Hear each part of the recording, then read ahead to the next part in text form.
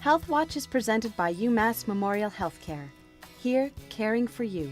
Welcome to Health Watch, presented by UMass Memorial Healthcare. We're talking about congenital heart defects, a condition that impacts many children. Congenital heart defect is a problem with the structure of the heart, and it develops as the heart is developing during fetal and embryonic life. So when that process doesn't happen normally, a child can be born with a congenital heart problem, a structural problem of the heart. We don't understand a lot about why congenital heart defects happen. We know that there are some genetic factors. For example, when there's a strong family history of congenital heart problems, it's a little bit more common to have a congenital heart problem in that child.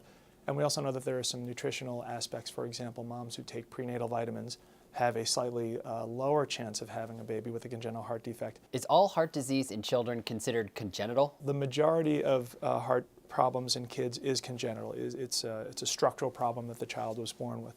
But there are several other what we would call acquired conditions. So things like infectious problems that affect the outside of the heart, we call that pericarditis.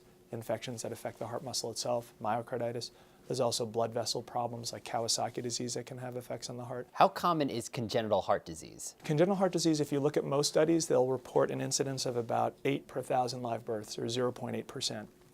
That actually doesn't include the most common congenital heart problem, which is a bicuspid aortic valve, which is present in about 1 in 50 individuals. Is congenital heart disease treatable? Most congenital heart disease is treatable. The most common types of congenital heart problems, for example, small holes between the upper and lower chambers of the heart, oftentimes actually will repair themselves. What are the treatment options? Some congenital heart diseases are what we call curable. That is, a surgical, they might cure themselves. A surgery or catheterization might cure the problem. Many of the most complicated types of congenital heart problems are not exactly treatable. We have catheterizations and surgeries that can make the circulation better.